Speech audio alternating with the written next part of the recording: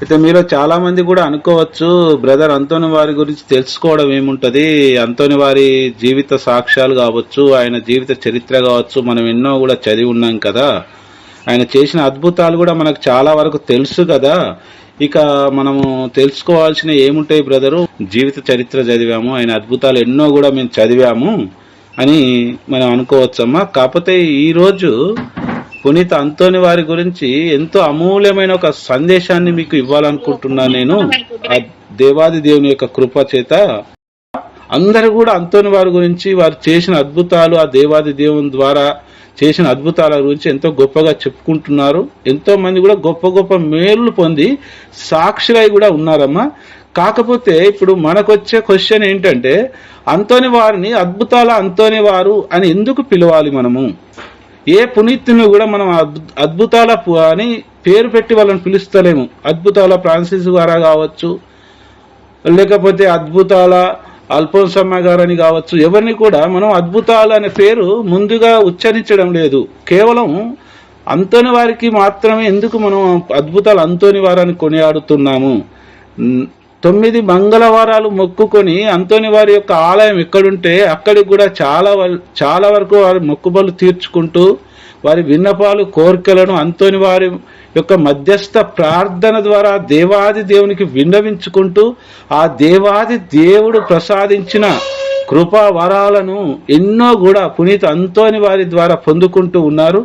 నేటి క్రైస్తవ సమాజం చాలా వరకు తల్లి, ముఖ్యంగా కథోలిక క్రైస్తవులు, ఈ పునీతులు అనేవారు విశ్వాసులు దేవుని యొక్క ఆజ్ఞలను తూచా తప్పకుండా వాళ్ళు ఎంతగానో ఆరాధించి దివారాత్రములు కన్నీరు కార్చి వాళ్ళ మోకాళ్ళు పుండ్లయ్యే విధంగా మోకాళ్ళుని ఆ దేవాది దేవుని కన్నీటితో ప్రార్థన చేసిన వారే పునీతులు దైవబిడ్డలరా.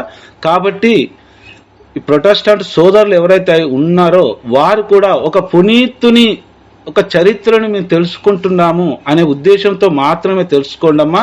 కాకపోతే ఏ పునీతుని కూడా ఆర్షం కథోలిక క్రైస్తవులు పూజించరు, ఆరాధించరు, కేవలం గౌరవిస్తారు తల్లి. ఆ పునీతుని యొక్క మధ్యస్థ ప్రార్థనను ఒక పాస్టర్ని కావచ్చు, ఒక ఫాదర్ని కావచ్చు, ఒక దైవ సేవకుని కావచ్చు, మా గురించి ప్రేయర్ చేయండి, నాకు ఈ కష్టం ఉందని మనం ఎట్లయితే వారిని విన్నవించుకుంటామో అదే విధంగా పునీతులను మనం విన్నవించుకోవడం జరుగుతుంది కథోలిక క్రైస్తవులు. కానీ వాళ్ళు దేవులుగా కొలవడం లేదు. కాకపోతే వాళ్ళ నామకరణం మీద దేవాలయాలు పేర్లు మాత్రం ఉంటాయి. కానీ ఆ దేవాలయంలో జరిగే దివ్య బలి పూజ మాత్రము ఆ దేవాది దేవునికి అర్పితమవుతుంది. సృష్టికర్త అయిన సర్వేశ్వరునికి మరియు ఆయన కుమారుడైన యేసుక్రీస్తు ప్రభువుకు మరియు పవిత్రాత్మ దేవునికి అర్పితమవుతుంది. కానీ ఏ పునీతునికి కూడా ప్రార్థనలు చేయరు కథోలిక క్రైస్తవులు. ఏ పునీతుని కూడా దైవమని కొలువరు. వారి యొక్క మధ్యస్థ ప్రార్థన, వారు మనకంటే గొప్ప దైవభక్తులు కాబట్టి, దేవుని యొక్క ఆశీర్వాదాలు పొంది ఉన్నారు కాబట్టి వారి ప్రార్థన ద్వారా మా ప్రార్థన, నేను పాపిని, నా ప్రార్థనను ఆలకించుమని పునీత అంతోని వారా మీ యొక్క మధ్యస్థ ప్రార్థన ద్వారా తండ్రి దేవుణ్ణి వేడుకోనండి అని ఒక రిక్వెస్ట్ చేస్తూ ఉన్నాము. మన కొరకు పునీతులందరూ కూడా, ఏ పునీతుడు కూడా తక్కువ పునీతుడని కానీ ఎక్కువ పునీతుడు కానీ లేదు. అందరు పునీతులు కూడా దైవ దృష్టిలో సమానమే. మానవ దృష్టిలో వ్యత్యాసాలు ఉండొచ్చేమో కానీ దైవ దృష్టిలో మాత్రం అందరూ కూడా సమానమే. పునీత అంతోని వారి యొక్క మధ్యస్థ ప్రార్థన అడుగుచూ ఉన్నారు. ఆ మధ్యస్థ ప్రార్థన, అంతోని వారి యొక్క మధ్యస్థ ప్రార్థనలు దేవాది దేవుడు ఆలకించి మనం ఎప్పుడైతే భక్తి విశ్వాసాలతో ఆ దేవాది దేవుని ప్రార్థిస్తామో మనపై దయా కటాక్ష కారుణ్యాన్ని, కనికరాన్ని చూపించి ఆ పునీత అంతోని వారి ద్వారా మనకు ఎన్నో కృపా వరాలను మనకు అందిస్తూ ఉన్నాడు. అందిస్తూ ఉన్నది దేవాది దేవుడే. ఇప్పుడు మనం అనుకున్నాం కదా, అమూల్యమైన మాటలను అంతోని వారి గురించి మనకు తెలుసు. ఎలా తెలుసు? ఆయన జీవిత చరిత్ర మన పుస్తకాలు చదివి ఉన్నాం, విని ఉన్నాం. కానీ ఆయన సువార్త ఎలా ప్రకటించాడు అని మనల్ని ఎవరైతే ప్రశ్నిస్తారో మనం కాస్త తడబడతాం. అంతని వారు సువార్త ఎలా ప్రకటించారు అనేది ఎక్కడ కూడా వ్రాయబడి లేదు. కాకపోతే మత్స్యములకు కావచ్చు, కృంటి వారికి కావచ్చు, గురుడి వారికి కావచ్చు, వ్యాధిగ్రస్తులకు కావచ్చు, దయ్యం పట్టిన వాళ్ళని కావచ్చు స్వస్థపరిచి ఉన్నాడు. ఆయన బ్రతికున్న కాలంలో కావచ్చు, లేదా నేటి వరకు కూడా కావచ్చు. అవే అద్భుతాలు కొనసాగుతూ ఉన్నాయి. అది కూడా మన విశ్వాసాన్ని బట్టి. మన విశ్వాసము 80% ఉంటే అంతోని వారి ప్రార్థన 20% ఉంటుంది. దైవ బిడ్డలారా, 80% అంతోని వారి ప్రార్థన ఉండి 20% మన ప్రార్థన ఉంటే ఎన్ని దేవాలయాలకు తిరిగినా కూడా, ఎన్ని ఆలయాల్లో మనం మొక్కుబళ్ళు మొక్కినా కూడా, ఎంత డొనేషన్స్ ఇచ్చినా కూడా ఆ ప్రార్థనకు ఫలితం ఉండదని తెలుసుకోవాలండి. ఇప్పుడు మనం అంతోని వారి యొక్క సువార్త ఎలా ఉంటుందో మనం విందాం. అంతోని వారి సువార్త వినడానికి ఒక సందర్భంలో రాసి ఉంటుంది. చాలా మంది కూడా ఆయన సువార్త వినడానికి ఎంతో మంది దాహంతో ఉండేవారు. దైవ బిడ్డలారా, మరి అంతోని వారి సువార్తలో అంతగా ఏమి ఉంటుంది? అంతోని వారు బైబిల్ గ్రంథంలో ఉన్న వాక్యాలను ప్రకటించేవాడు. అంతోని వారు సువార్తను ప్రకటిస్తే పాపి వెన్నులో వణుకు పుట్టేదంట. దైవ బిడ్డలారా, నేను ఇంత పాపినా అని వెంటనే మారు మనసు పొందేవారట, వెంటనే జ్ఞానస్నానం తీసుకునేవారట. ఇది చరిత్ర గ్రంథాల్లో అంతోని వారి చరిత్ర, అద్భుతాల చరిత్ర గ్రంథాలు మనం చూసినట్లయితే మనం చాలా వరకు కూడా తెలుసుకోవచ్చు. ఇప్పుడు మనం అంతోని వారిని ఒక సువర్ణ అక్షరాలని అనుకోవచ్చు. ఇప్పుడు మీరు వింటున్న ఒక సువర్ణ మాటలని కూడా అనుకోవచ్చు. నేను అంతోని వారి గురించి ఆయన ఈ లోకంలో జీవించి ఉన్న కాలంలో ఎన్నో అద్భుతాలు చేశారు. కానీ అందులో ఒక అద్భుతాన్ని గురించి మీకు పూర్తిగా వివరించడానికి ప్రయత్నం చేస్తానండి. ఒకసారి మోక్ష ద్వారం తీయండి అమ్మా, అంతోని వారి ప్రేయర్ తీయండి. అందులో నాకు దేవాది దేవుడు నాకు గొప్ప అద్భుతం చేసింది ఏంటంటే, నేటి వరకు కూడా నేను అంతోని వారిని వేడుకున్నది నా రోగం కానీ, నా వ్యాధి బాధలు కానీ, నా ఆర్థిక ఇబ్బందులు కానీ ఇవన్నీ తీసేయమని దేవాది దేవుని వేడుకో అంతోని వారా అని నేను ఒక్కరోజు కూడా ప్రేయర్ చేయలేదు దైవ బిడ్డలారా. కానీ నేను ఈరోజు అంతోని వారికి ఒక విశ్వాసిని. అంతోని వారి ప్రార్థన ద్వారా నేను ఎన్నో మేలులు పొంది ఉన్నాను. ఇది నాకు ఒక సాక్ష్యంగా మీకు చెప్తున్నాను. మరి మీరు అంతోని వారి, నేను ప్రతి మంగళవారం కూడా అంతోని వారికి ఫాస్టింగ్ ఉంటాను. మరి అంతోని వారికి మీరు ఎందుకు బ్రదర్ గారు ఫాస్టింగ్ ఉంటారు, మీరు దేని గురించి కూడా ఆశించలేరు కదా దేవుని దగ్గర అంటే, ఎప్పుడైతే ఆ దేవాది దేవుడు నన్ను ఒక వాక్య పరిచారకునిగా ఎన్నుకున్నాడో నేను అంతోని వారిని ఒక మాట అడగడం జరిగింది నా ప్రార్థనలో. అది ఏమిటంటే, పునీత అంతోని వారా, నేనే కాదు దైవ సేవకులు ఎక్కడైనా సరే సువార్త పరిచర్య చే సమయంలో వారికి అమితముగా సైతాను శోధనలు శోధిస్తూ ఉంటాయి. కాబట్టి ఆ దేవాది దేవుడు నన్ను ఎన్నుకున్నాడు సువార్తికునిగా. కాబట్టి నేను ఎలాంటి సైతాను శోధనలకు గురి కాకుండా ఉండునట్లు నేను చే సువార్త పరిచర్య ప్రతి బిడ్డకు కూడా అందే విధంగా చూడమని, ప్రతి బిడ్డ హృదయాంతరంగాలకి వెళ్ళేటట్టుగా ప్రార్థించుమని నేను అంతోని వారిని వేడుకున్నానండి. అంతోని వారిని నేను వేడుకున్నది ఒకటే, నన్నే కాదు అంతోని వారా, ఏ సువార్తికుడు సువార్త యొక్క విత్తనాలను వెదజల్లేటప్పుడు ఆ విత్తనాలు రాయి పక్కన తొక్కుడు బాటులో పడకుండా మనుషుల యొక్క హృదయాంతరంగాలకు చొచ్చుకుపోయేలా ప్రతి సువార్తికుని యొక్క వాక్కుని దీవించి ఆ దేవాది దేవుని ప్రార్థించు తండ్రి పునీత అంతోని వారా అని నేను ఒక్క వరం మాత్రం కోరుకున్నాను. ఆ వరాన్ని ఆ దేవాది దేవుడు పునీత అంతోని వారి మధ్యస్థ ప్రార్థన ఆలకించి నాకు ఈరోజు ఆ గొప్ప వరం ఇచ్చాడు. దైవ బిడ్డలారా, సువార్తికుల కోసం మనం ఎప్పుడైనా ప్రార్థించాలి. వారికి ఉన్న శోధనలు, సైతాను శోధనలు ఎవ్వరికి కూడా ఉండవండి. ఉదాహరణకు సోదరి జ్యోత్స్న గారు ఉన్నారు, వాక్య పరిచర్యలో ఎంతో ముందుకెళ్తున్నారు. ఆ బిడ్డకు మంచి వాక్య పరిచర్య అందించే విధంగా పునీత అంతోని వారి యొక్క ప్రార్థన సహాయము ఆ బిడ్డ పైన హేరాళంగా ఉండే విధంగా ఈ గ్రూపులో ఉన్న ప్రతి బిడ్డ ఒక్కొక్క రోజు ప్రేయర్ చేసినట్టయితే ఆ బిడ్డ ఇంకా ఎంతగానో ఇంకెంతో మంది హృదయాలలోకి దైవ విత్తనాన్ని నాటడానికి విత్తువాని వలె ఆ బిడ్డను ఎన్నుకుంటాడని పునీత అంతోని వారి యొక్క మధ్యస్థ ప్రార్థన ద్వారా నేను విశ్వసిస్తున్నాను. బిడ్డలారా, మనకు ఎక్కువ సమయం లేదు కాబట్టి ఇప్పుడు ఈరోజు మనము అంతోని వారి గురించి తెలుసుకునే ప్రయత్నం చేద్దామమ్మా. ఒక గ్రామంలో ఒక పెద్ద ధనికుడు ఉండేవాడు. అతడు మహా అహంకారి. చుట్టూ 40 గ్రామాలు కూడా అతని యొక్క మాట వినాలి, ప్రతి ఒక్కరు కూడా అతనికి లోబడి ఉండాలి అనే అహంకారి, ధనమున్న అహంకారి. అతడు దేవుడంటే భయభక్తులు లేని అహంకారి. తానుకు తోడు కూట సాక్ష్యముగా ఈ 40 గ్రామాల పెద్దలు కావచ్చు లేదా ధనికులు కావచ్చు, అందరూ కూడా ఆయన చెప్పిన మాటే వినాలి అన్నట్లుగా ఆయన వాళ్ళందరినీ కూడా తన హస్తాలలో బంధించినట్లుగా ఉంచుకున్నాడు. ఆ కాలంలో పునీత అంతోని వారు అక్కడ ఉండడం జరుగుతూ ఉంది. దైవ వాక్కును అందించడం జరుగుతూ ఉంది. వ్యాధి బాధల నుండి ఎంతో మందిని స్వస్థతలు చేయడం జరుగుతూ ఉంది. ఇవన్నీ చూసిన తర్వాత ఈ ధనికుడికి కన్ను కుడుతూ ఉంది. దైవ బిడ్డలారా, నా వాయిస్ క్లియర్ ఉందా అమ్మ? ఎవరైనా చెప్పగలరా? బాగా విను. ఓకేనమ్మా, నా వాయిస్ ఎంత క్లియర్ ఉందో మీరు అంత ఇంట్రెస్ట్గా వినాలి. వింటారుగా అందరూ?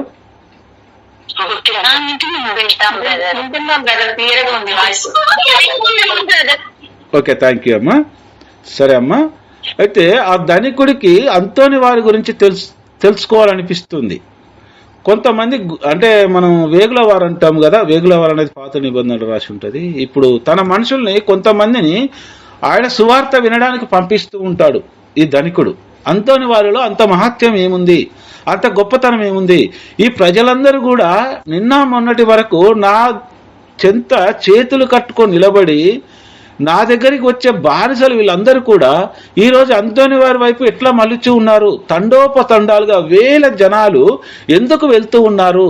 ఇంత ధనముండి నాకేంటి ప్రయోజనము అని ఆ ధనికుల్లో ఒక ఈర్ష్య అనేది మొదలైంది. దైవ బిడ్డలారా, అప్పుడు కొంతమంది వేగుల వారిని అంటే తన మనుషుల్ని కొంతమందిని అంతోని వారు ఎక్కడెక్కడైతే సువార్త ప్రకటిస్తున్నాడో ప్రతి గ్రామానికి మీరు వెళ్ళండి, ప్రతి గ్రామానికి వెళ్ళిన తర్వాత అంతోని వారు ఏం చేస్తున్నాడో చూడండి అని కొన్ని రోజుల పాటు వారి యొక్క మనుషులను పంపడం జరుగుతూ ఉంది ఈ ధనికుడు. అప్పుడు కొన్ని రోజుల తర్వాత వాళ్ళు తిరిగి వచ్చి ధనికుడికి చెప్పే మాట ఏంటి అంటే, అయ్యా, మనం అంతోని వారిని ఎదుర్కోలేము, ఆయనలో దైవ శక్తి ఉంటుంది. ఆయన గ్రుడ్డి వారిని, కుంటి వారిని, మరణావస్థలో ఉన్న వారిని, దయ్యము పట్టిన వారిని, బీద వారిని, వితంతువులని ఎంతో మందిని ఆదరిస్తూ ఉన్నాడు. వాక్యం ద్వారా ఎంతో మందికి ధైర్యం చెప్తూ ఉన్నాడు. ఎన్నో రోగాలను తక్కువ చేస్తూ ఉన్నాడు. అయ్యా, ఆయన ముందు నీ దళము, నీ ధనము, మంది, మార్బలము, పేరు, ప్రతిష్టలు ఎందుకు కొరగావు అంటూ అందులో ఒక అతను కొంచెం ధైర్య సాహసం చేసి ఏమన్నాడంటే, అయ్యా, మీ ఇదంతా కూడా ఆయన కాలి గోటికి సరిపోదు అన్నట్టుగా ఒక కఠినమైన పదాన్ని అందులో ఒక సేవకుడు వాడడం జరుగుతూ ఉంది. అప్పుడు ధనికుడికి విపరీతమైన కోపం వస్తూ ఉంది. అప్పుడు అనుకుంటాడు, ఇతన్ని చంపివేయాలి, అంతోని వారు మన మధ్యలో ఉండకూడదు. అంతోని వారు ఉంటే నన్నెవ్వరు కూడా నా దగ్గరికి రారు అనేది ఒక ఈర్ష్య అనేది అతనిలో విషబీజం అనేది మొలకెత్తుతూ ఉంది. బిడ్డలారా చూడండి, నేను చదివి వినిపిస్తాను. అది మీరు కూడా ఒకసారి మోక్ష ద్వారంలో ఉందో లేదో తర్వాత చెప్పండి నాకు. విషపూరితమేదని తెలిసి భోజనమును భుజించిన పునీత అంతోని వారా మా కొరకు వేడుకొనండి అని ప్రార్థిస్తున్నాము. విషపూరితమైనదని తెలిసి ఆహారమును భుజించిన పునీత అంతోని వారా మా కొరకు వేడుకొనండి అని మనం ప్రార్థిస్తున్నాం ఈ ప్రార్థన. ఇప్పుడు మనం ఒక గృహానికి వెళ్ళామనుకోండి, ఒకరు మనం ఆహారం పెడితే అది మనం భుజిస్తాం, కానీ అలా విషం ఉందా లేదా మనకు తెలియదు. కానీ విషం ఉందని తెలిస్తే మనం భుజించాం. వాళ్ళందరం ఒక 10 తులాలు బంగారం పెట్టి మటన్ బిర్యానో చికెన్ బిర్యానో పెట్టి తినా కూడా మనం ఆ ఆహారాన్ని భుజించాం, దానిలో విషం ఉందని తెలిస్తే భుజిస్తామా?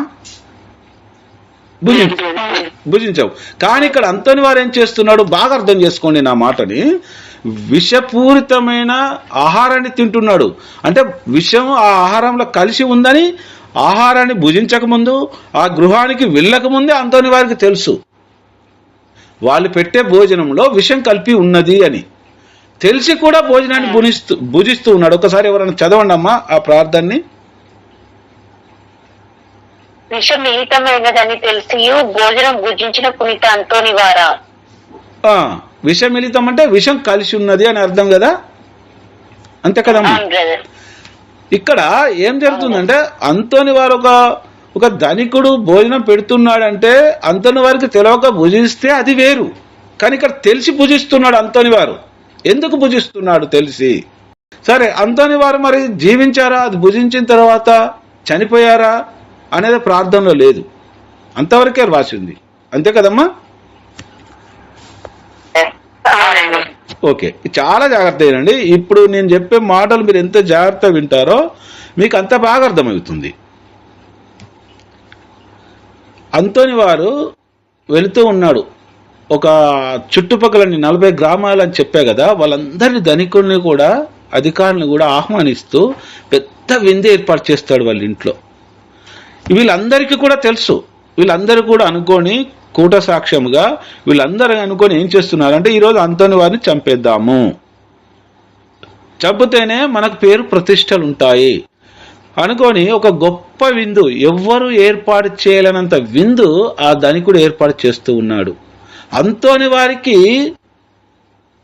తయారు చేసిన ఆహారం ఏంటి అనగా అంటే గబ్బిలాలను కోసి వంట చేస్తారు అంతోని వారికి. గబ్బిలం కర్రీ అంటాం మనం. ఆ గబ్బిలం కర్రీలో విషాన్ని కూడా కలుపుతారు. ఒకవేళ గబ్బిలం కర్రీ అనేది విషం, ఒకవేళ ఇది కూడా తిని బ్రతుకుతాడేమో అంతోని వారు, కాబట్టి ఇంకా విషం కలుపుదామని దాంట్లో ఇంకా విషాన్ని మిళితం చేస్తూ ఉంటారు. చేసి ఒక గొప్ప విందుని ఏర్పాటు చేస్తారు వాళ్ళు. ఏర్పాటు చేసి పెద్ద డైనింగ్ టేబుల్, ఒక 40 మంది ఎటు 20 మంది పెట్టేంత డైనింగ్ టేబుల్ ఒకటి పెద్దది పెట్టేసి రకరకాల వంటలు, సువాసన గొలిపే వంటలు, ఖరీదైన భోజనం అన్నీ కూడా ఆ యొక్క డైనింగ్ టేబుల్ మీద పొందుపరుస్తారు. అంతోని వారికి ఎదురుగా ఏ ధనికుడైతే ఆహ్వానిస్తాడో ఆ ధనికుడు ఎదురుగా కూర్చొని ఉంటాడు. ఇటు సైడు అంతోని వారు కూర్చొని ఉంటారు. అంటే ఎదురు మళ్ళీ కూర్చొని ఉంటారని దాని అర్థం. అందరి దగ్గరికి భోజనాలు వస్తాయి. అందరు కూడా భోంచేయడం ప్రారంభిస్తారు. బాగా వినాలి ఇది. ఎందుకు అంతోని వారిని మనం ఆ ప్రార్థన చేస్తూ ఉన్నాము? ఇలా సువార్తలో చెప్పడానికి, మీతోటి నేను సువార్త చెప్పడానికి అంతోని వారి ప్రార్థన అద్భుతము నాలో ఏ విధంగా ఉందో నా మాటలను బట్టి మీరు తెలుసుకోవచ్చు. దైవ బిడ్డలారా, జాగ్రత్తగా ఆలకించండి. అంతోని వారు భుజిస్తూ ఉన్నాడు, ధనికుడు భుజిస్తూ ఉన్నాడు. ధనికుడు భుజిస్తూ అంతోని వారి వైపు చూస్తూ ఉన్నాడు, ఈ అంతోని వారు ఎప్పుడు మరణిస్తాడా అని. కానీ అంతోని వారు సంతోషంగా నవ్వుకుంటూ ఆహారాన్ని భుజిస్తూ ఉన్నాడు. భుజిస్తూ ఉంటే ధనికునికి ఆశ్చర్యం అవుతూ ఉంది. ఏంటి అంతోని వారి ముఖ కవలికలు ఏం మారడం లేదేంటి, ఇంకా ఎంతైతే భుజిస్తున్నాడో అంత ఉత్సాహంగా కనబడుతున్నాడేంటి అని. ధనికుడు ఎంతో ఖరీదైన రుచికరమైన ఆహారాన్ని భుజిస్తున్నా కూడా తృప్తి లేని భోజనాన్ని భుజిస్తున్నట్టుగా అతనికి అనిపిస్తూ ఉంది. భోజనం ముగించిన తర్వాత అంతోని వారు ఒక మాట అంటాడు ఆ ధనికుడితో, అయ్యా, నేనెప్పుడు మరణిస్తానా అని నువ్వు నా వైపు చూస్తూ ఉన్నావు, నువ్వు మరణించడం నేను చూస్తూ ఉన్నాను అని అంతోని వారు అంటాడు ఆ ధనికుడితో. అంతోని వారు ఏమంటాడంటే, నీవు నా వైపు చూస్తున్నావు ఈ విషం కలిపిన ఆహారాన్ని నాకు ఇచ్చి. నాకు తెలుసు భుజించక మునుపు ఈ ఆహారంలో విషం ఉందని తెలుసు, అయినా నేను భుజిస్తున్నాను. నా మరణం కోసం నువ్వు ఎదురు చూస్తూ ఉన్నావు. కానీ నేను ఒక్కొక్క ముద్ద నేను ఎలా అయితే తీసుకుంటూ ఉన్నానో నువ్వు అలా మరణిస్తూ ఉన్నావు నా ముందు కూర్చుని అని అంతోని వారు ఆ ధనికునితో అనడం జరుగుతూ ఉంది. బిడ్డలారా, ధనికుడు ఒకేసారి ఆశ్చర్యపోయాడు. ఏంటి అసలు నేను మరణించడం ఏంటి, విషం కల్పించింది ఆయనకు కదా. నేను ఎంతో పుష్టికరమైన ఆహారాన్ని, రుచికరమైన ఆహారాన్ని భుజిస్తున్నాను కదా, అసలు నేను మరణించడం ఏంటి, అంతని వారు ఏం మాట్లాడుతూ ఉన్నారు అని తన మనసులో అనుకుంటుండగా అంతని వారు మరో మాట ఇలా అంటున్నాడు, నేను నీకు భుజిస్తున్నట్లు కనబడుతున్నాను, కానీ నా ప్రక్కన కూర్చుని ఈ ఆహారాన్ని భుజిస్తుంది సాక్షాత్తు నా రక్షకుడైన ప్రభువు అన్నాడు. చూడండి ఎంత గొప్ప వాక్యం, ఎంత గొప్ప వాక్యం దానికి తెలియపరుస్తున్నాడో చూడండి. అన్నప్పుడు ఎప్పుడైతే అంతోని వారి నోటిలో నుంచి ఈ మాట వెలువడిందో అతని కాళ్ళు చేతులు గడగడ గడగడ వణికిపోయాయి. దైవ బిడ్డలలో ఒక పులి ఎదురుగా ఉంటే ప్రాణ భయంతో ఆ మనిషి ఎలా వణికిపోతాడో అంతోని వారిని చూసి ధనికుడు అలా వణుకుతున్నాడు. దైవ బిడ్డలరా, మొత్తం చెమటలు కారుతూ ఉన్నాయి. అప్పుడు తను బాధతో అనగా తను అంతని వారితో మాట్లాడడానికి కూడా తన స్వరం రావడం లేదు. బరువైన స్వరముతో, అయ్యా నేను ఎలా మరణిస్తున్నాను అని బరువైన స్వరంతో అంతని వారితో మాట్లాడడం జరుగుతుంది. అప్పుడు ధనికుడితో అంతని వారు ఈ విధంగా మాట్లాడుతూ ఉన్నాడు. చూడండమ్మా, యోహాను సువార్త 3వ అధ్యాయము 3వ వచనము. యేసు అందుకు అతనితో, మనుషుడు నూతనముగా జన్మించిననే తప్ప దేవుని రాజ్యమును చూడజాలడని నేను నీతో నిశ్చయంగా చెప్పుచున్నాను అని పలికెను. చాలమ్మా, ఈ సువార్తను చెప్తూ ఉన్నాడు, నీవు నూతనముగా జన్మించాలి. ఇప్పుడు నువ్వు పాత స్వభావము గల వ్యక్తిగా నువ్వు మరణిస్తూ ఉన్నావు, నూతన వ్యక్తిగా జన్మించబోతూ ఉన్నావు అని ఈ వాక్యాన్ని ఆ ధనికునికి వినిపిస్తూ ఉన్నాడు. దైవ బిడ్డలరా, ధనికుడికి ఒకేసారి ఒక పెద్ద మెరుపు మెరిసినట్లుగా అనిపించింది ఈ వాక్యాన్ని వినగానే.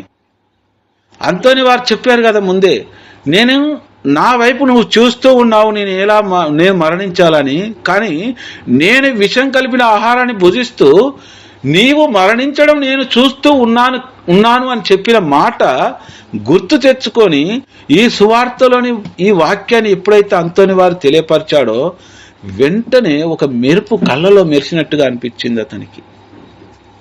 అప్పుడు అంతోని వారు మరొక 2 వాక్యాల గురించి అతనికి బోధిస్తూ ఉన్నాడు. దర్శన గ్రంథము 10వ అధ్యాయము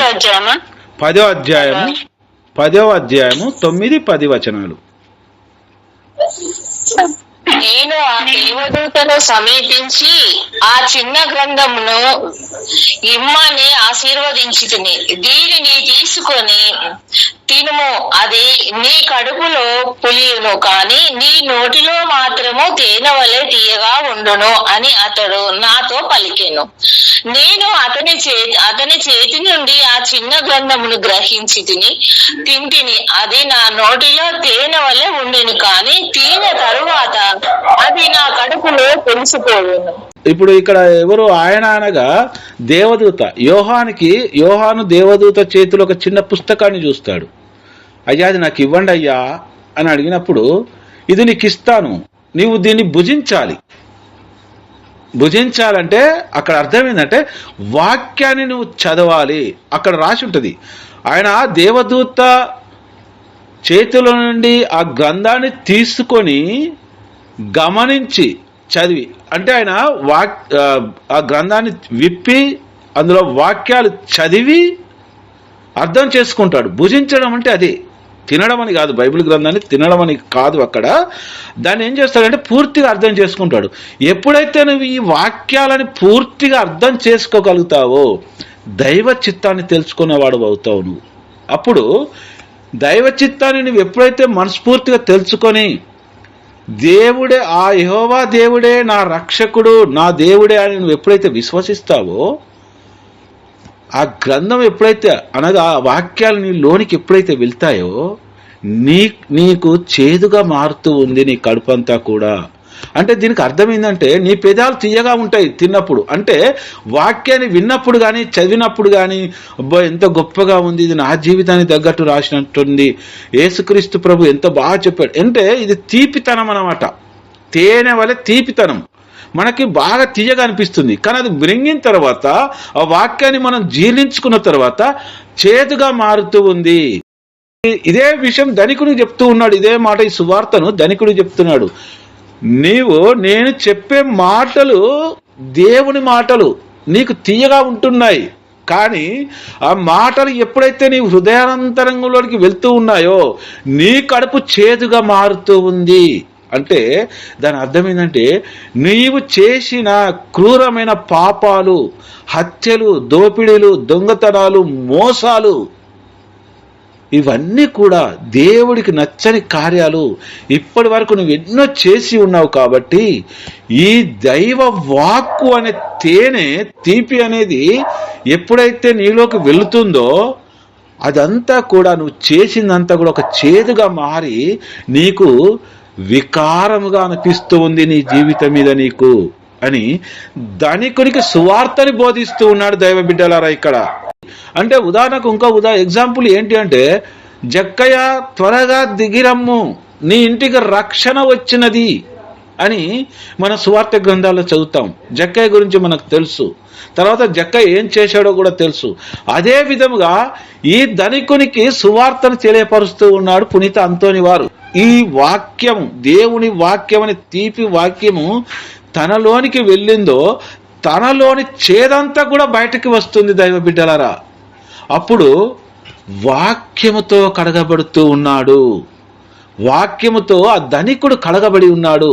అందుకే అంటున్నాడు యోహాను సువార్త 3వ అధ్యాయం 3వ వచనంలో పలికినట్టుగా, ఇప్పుడు నువ్వు నూతనముగా జన్మిస్తున్నావు, పాత స్వభావం నీలో లేదు, నీవు మరణించి ఉన్నావు, అందుకే నేను భుజిస్తూ నీ వైపు నీ మరణాన్ని చూస్తూ ఉన్నాను. చూడండమ్మా ఎంత గొప్ప మాటలు పలుకుతూ ఉన్నాడు పునీత అంతోని వారు. ఇవన్నీ విన్న తర్వాత అంతోని వారు కాళ్ళ మీద ఆ ధనికుడు సాష్టాంగ నమస్కారం చేసి, అయ్యా ఇప్పుడు నేనేం చేయాలి అని ఒక క్వశ్చన్ అడుగుతూ ఉన్నాడు. ఎప్పుడైతే ఈ ధనికుడు అంతోని వారి పాదాభివందనం చేశాడో అక్కడ ఉన్న పెద్దలందరూ కూడా సాష్టాంగ నమస్కారం చేయడం జరుగుతూ ఉంది. ఒకేసారి సుమారుగా అక్కడ 100 మంది మారు మనసు పొందారు దైవ బిడ్డలరా. 100 మంది మరణించి క్రీస్తులో జీవించారు, క్రీస్తు వాక్కులో జీవించారు దైవ బిడ్డలరా. ఇది ఎంత గొప్ప సువార్తను అర్థం చేసుకోవాలి. ఈరోజు అంతోని వారిని మనం అద్భుతాల అంతోని వారా అని పిలుస్తున్నాము.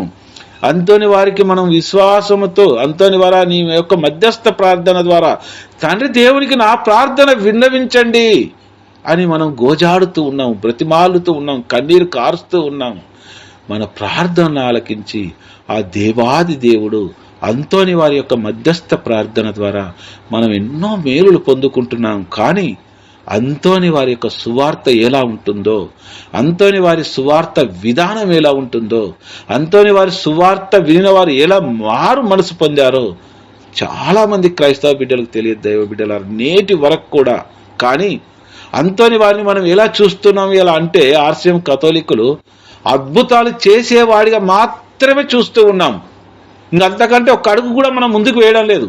అవసరమైతే దానికోసం ఎంతైనా డొనేట్ చేయగలుగుతున్నాము, ఎంతైనా ప్రేయర్ చేయగలుగుతున్నాము, ఎన్ని మంగళవారాలైనా ఆయనకు మొక్కుబడి చేసుకుని దేవాలయానికి వెళుతున్నాము. కానీ ఆయన చేసే ప్రార్థన విధానం ఎలాంటిది, ఆయన సువార్త ఎలా ఉంటుంది, ఆయన సువార్తను ఆలకించి ఆయనను ఆదర్శంగా తీసుకొని పునీత అంతోని వారి మధ్యస్థ ప్రార్థనకున్న శక్తి ఏంటి అని నేటి క్రైస్తవ సమాజము ఇప్పటి వరకు కూడా ఆలోచన చేయడం లేదు దైవ బిడ్డలారా. కాబట్టి ఇలాంటి అమూల్యమైన సువర్ణమైన సువార్త అంతోని వారి ద్వారా వెలువడిన సువార్తని నేనే కాదు దైవ బిడ్డలారా, ఆ దైవానుగ్రహము ఏ దైవ సేవకుడికైతే ఇచ్చి ఉంటాడో అందరూ కూడా ప్రకటించగలరు. కాబట్టి అందుకే మిమ్మల్ని మొదట్లో అడిగాను, ప్రతి దైవ సేవకుడి గురించి, సువార్థికుని గురించి మీరు ప్రేయర్ చేయాలి. పునీత అంతోని వారి యొక్క మధ్యస్థ ప్రార్థన ప్రతి ఒక్కరి మీద కూడా హేరాళంగా ఉండాలి. ఆ ప్రార్థన ఆలకించిన దేవాది దేవుని కృపా వరములు ప్రతి దైవ సేవకుడి మీద హేరాళంగా ఉండాలి. వారు వెళ్ళు ప్రతి స్థలములందును సైతాను శోధనలకు లోను కాకుండా ఉండునట్లు వారి నోటి ద్వారా వెలువడు సువార్త వాక్యాలను ఆలకించు ప్రతి బిడ్డ హృదయాలలో విత్తబడాలి అని మనం అందరం కూడా ఈరోజు ప్రతి దైవ సేవకుని గురించి పునీత అంతోని వారి యొక్క మధ్యస్థ ప్రార్థన ద్వారా వేడుకుందాము. అలా అంతేకాకుండా ఈ గ్రూప్లో జాయిన్ అయిన బిడ్డలందరి కొరకును వారి కుటుంబాలలో ఎన్నో బాధలు ఉండొచ్చు, ఎన్నో వ్యాధులు ఉండొచ్చు, ఎన్నో ఇబ్బందులు ఉండొచ్చు, ఆర్థిక సమస్యలు ఉండొచ్చు, శాంతి సమాధానం లేకపోవచ్చు. పునీత అంతోని వారా, నీ యొక్క మధ్యస్థ ప్రార్థనను మేము ఆశ్రయిస్తున్నాము తండ్రి. నీ యొక్క మధ్యస్థ ప్రార్థన ద్వారా మా ప్రతి కుటుంబంలో ఉన్న ప్రతి వేదనను తొలగించండి, ప్రతి బాధను తొలగించమని, ప్రతి ఆర్థిక ఇబ్బందుల నుండి మమ్మల్ని విముక్తులు చేయమని, మా కుటుంబాలలో, మా సంఘాలలో, మా చుట్టుపక్కల వాళ్ళలో మాకు మంచి శాంతి సమాధానాన్ని ప్రసాదించాలని పునీత అంతోని వారా మా కొరకు వేడుకొనండి అని ప్రార్థించండి. దైవ బిడ్డలారా, ఈ వాక్యాన్ని నేను ఇంతటితో ముగిస్తున్నానమ్మా. అందరూ కూడా నా గురించి మీరు ప్రేయర్ చేస్తారని నేను ఆశిస్తున్నాను తల్లి. ఆమేన్.